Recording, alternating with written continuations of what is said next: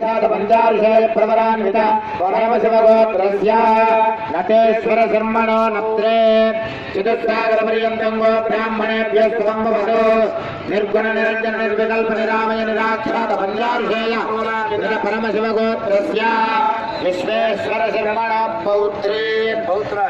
पौत्राय चतुस्सागरपर्यन्तं गो ब्राह्मणेभ्यः स्वम्भवतो निर्गुण निरञ्जन निर्विकल्प निरामय निराख्यात पंचारुषय प्रवरान्वित परमशिवगोत्रस्य सदाशिवशर्मण पुत्राय चतुस्सागरपर्यन्तं गो ब्राह्मणेभ्यः स्वम्भवतो निर्गुण निरञ्जन निर्विकल्प निरामय निराख्यात प्रवरान्वित परमशिवगोत्रोद्भवाय महेश्वरशर्मणो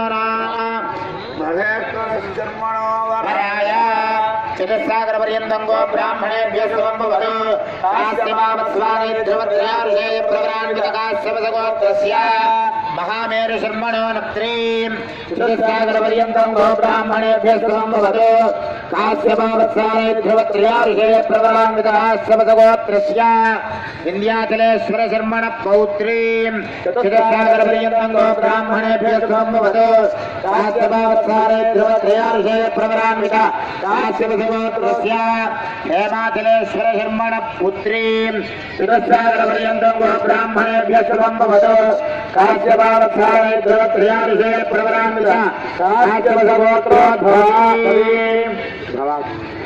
काश्यपसगोत्रोद्भवा श्री उमादेवी नाम्नीं कन्या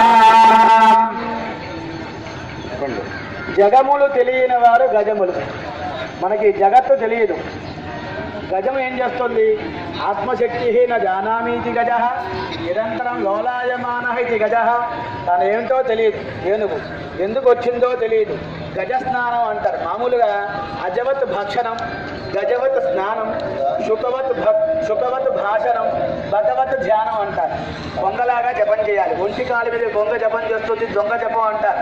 అలా ఆ యొక్క పక్షి గురించి, ఆ యొక్క జంతువు గురించి కొన్ని విషయాలు మనం తెలుసుకోవాలి. దత్తాత్రేయ స్వామి వారు కూడా ఈ యొక్క అజగరోపాఖ్యానం అంటారు. అజగరోపాఖ్యానం అంటే ఈ కొండ చిలువ ఏం చేస్తుంది? రేపటి గురించి ఆలోచించదు. దాని దగ్గరికి వచ్చింది ఆహారం తీసుకుంటుంది. ఆహారం కోసం ప్రయత్నం చేయదన్నమాట. తేనెటీగ ఉంటుంది, అదేమైనా తాగుతుందా అంటే దాని గురించి ప్రయత్నం చేయాలన్నమాట. ఇలాగా ఒక్కొక్క జంతువు గురించి తెలుసుకుంటూ ఉంటాం. ఇక్కడ జగములు తెలియని వారు గజములు అనమాట. మనం ఏంటి రోజు పొద్దున్నే 4 లేద్దామంట. పురాణ వైరాగ్యం, ప్రసూత వైరాగ్యం, శ్మశాన వైరాగ్యం అనుకుంటామా? వెంటనే మాయా అనేటువంటిది కప్పేస్తుంది. అందుకని ఈ కార్తీక మాసంలో కూడా అజామీరోపాఖ్యానం ఉంది. అజ అంటే మాయా అన్నమాట. ఈ మాయలో ఎవరైనా ఉండాల్సిందే. కాబట్టి ఇతను కూడా అజామీరుడు అనేటువంటి పదం మనకి కార్తీక పురాణంలో దొరుకుతుందన్నమాట. ఏది ఏమైనా కొన్ని జంతువుల గురించి మనం తెలుసుకోవాలి. శుకవత్ భాషణం అంటారు. ఈ యొక్క చిలుకలాగా మాట్లాడాలి. అందుకనే చిలుక ఏం చేస్తుంది? మనం రామ అంటే రామ అంటుంది, కృష్ణ అంటే కృష్ణ అంటుంది. మనం ఏం చెబితే అదే చెబుతుంది అనమాట. అందుకనే వ్యాసుల గారి యొక్క కుమారుడైనటువంటి శుక మహర్షి గారు కూడా తండ్రి చెప్పింది అది చెప్పారన్న. ఒక అక్షరం కూడా పొల్లు పోకుండా. నేనైతే కాళిదాసు కవిత్వం కొంచెం, నాకు సొంత పైత్యం కొంచెం అనుకుంటాం మనం. కానీ శుకవం ఎలా చేస్తుంది? గురువుగా చెప్పింది చెబుతుంది అన్నమాట. అలాగే చిలుకలాగా మాట్లాడాలి, ప్రియంగా మాట్లాడాలి. సత్యం బ్రూయాత్ ప్రియం బ్రూయాత్ సత్యం అప్రియం బ్రూయాత్ అన్నట్టుగా చిలుకలాగా మాట్లాడాలి. ఏనుగులాగా స్నానం చేయాలన్నమాట. మేకలాగా భోజనం చేయాలి. అదేవిధంగా భగవత్ ధ్యానం, కొంగలాగా జపం చేయాలి. మనం ఇప్పుడు ఏం చేస్తున్నాం? ఏనుగులాగా తినట్లా. కొంచెం తిన్నా ఏనుగు ఏం చేస్తుంది? ఎక్కువసేపు స్నానం చేస్తుంది. మనం ఏం చేస్తున్నాం? తక్కువసేపు స్నానం చేస్తున్నాం. తినేది కొంచెమైనా ఎదురుకుండా ఉన్న టీవీలు, సీరియల్స్ చూస్తున్నాం అనమాట. దానివల్ల మనం తినేటువంటి ఆహారం 6 వంతుల్లో 1 వంతు మనసుకు వెళ్తుంది. కాబట్టి మన బుద్ధులు అన్నీ కూడా అలా ఉన్నాయి. కాబట్టి అటువంటి బుద్ధులన్నీ తొలగింపజేయాలి. స్వామి యొక్క అనుగ్రహం కలగాలి. జగములు తెలియని వారు గజం. జగ తిరిగేస్తే గజ. తపస్సు చేస్తూ ఉండాలి ఎప్పుడూ కూడా. తపహ తిరిగేయండి, పతహ పడిపోతూ ఉంటాం. నువ్వు బ్యాంకులో డబ్బులు వేసుకుంటే కావాల్సి వస్తే వస్తాయన్నమాట. కావాల్సినప్పుడు తీసుకోవచ్చు. నువ్వు తపస్సు చేయాలి. తపస్సు చేయకపోతే పడిపోతావు. పతహ అంటే పడిపోవటం అనమాట. ఇలాగా కొన్ని విషయాలలో మనం చాలా జాగ్రత్తగా ఉండాలి. ఈ యొక్క గజేంద్ర మోక్షణం అనేటువంటిది కూడా గజం 1000 సంవత్సరాలు పృథుశక్తిని గజమా జలగ్రహముతో పెకేళ్ళు పోరాడి సంశిథిలం బయట నలాపు వైర్య బలము చింతించి మిథ్యా మనోరథ ఇంకేటికి దీని గెల్వ సరిపోరం జాలరాతంచు అవ్యధమే ఇట్లు పూర్వపుణ్య ఫల దివ్యజ్ఞాన సంపత్తితో. ఆ గజము అంతకు ముందు ఏదో పుణ్యం చేసుకుందనమాట. ఏదో శాపం వల్ల గజం అయిందనమాట. శ్రీహరి శ్రీహరి రక్షించారు. భగవాన్ భక్తి భక్తమాన్ అంటారు. మీకు ఉదాహరణకి భగవంతుడి యొక్క భక్తుడే భక్తుడు అవుతాట ఆయన. ఎందుకని పోతన గారు అలవైకుంఠపురంపు నగరం అని గజేంద్ర మోక్షం రాసినప్పుడు ఆ వైకుంఠానికి వెళ్ళొచ్చారా? పోతన గారు వెళ్ళి చూసి వచ్చారా అడ్రస్? కానీ ఆ భగవంతుడి యొక్క భక్తి ఎలా ఉంటుంది? ఆ భక్తులకే భక్తుట. నా భక్తుడు ఈ విధంగా ఉన్నాడు కాబట్టి నేను అతనికి ఒక చెయ్యి పట్టుకుని లాగాలని ఆయనే భగవంతుడే రామచంద్ర స్వామిగా పోతన గారుగా వచ్చి అలా వైకుంఠపురంబు నగరిలో ఆమూల సౌదంబు దాపర మందార వనాంతరామృతం తరప్రాంతే దుగాంతోపలోత్పల పర్యంకరమా వినోదయగు ఆపన్న ప్రసన్నుండు విఫల నాగేంద్రంబు పాహి పాహి అని కుయ్యాలించు సంరంభి. కుయ్య అనేటువంటి తెలంగాణ భాష. ఇక్కడ తెలంగాణ ఆంధ్ర గురించి కాదు. భాష ఏంటంటే తమిళనాడులో ఉన్నటువంటి పద్ధతి వేరే, ఆంధ్రాలో ఉన్న పద్ధతి వేరే. ఇక్కడ చూడండి పెళ్లి మగవాళ్ళందరూ కూడా పిలక పెట్టుకుంటారు.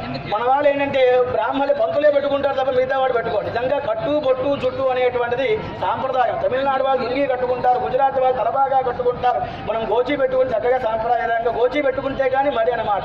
ఈ విధంగా జాగ్రత్తగా మన యొక్క ధర్మాన్ని మనం ఆదరిస్తే భగవంతుడే దైవం మానుష రూపైన మనుష్య రూపంలో వచ్చి మనల్ని రక్షిస్తూ ఉంటాడనమాట. కాబట్టి ఆ గజేంద్ర మోక్షణం అనేటువంటి ఆ గజం అంతకుముందు ఏదో పుణ్యం చేసుకుంది కాబట్టి సిరికిని చెప్పడు, శంఖచక్రములు చేదోయి సంధింపుడు అంటూ ఎవరికి చెప్పకుండా వచ్చారు.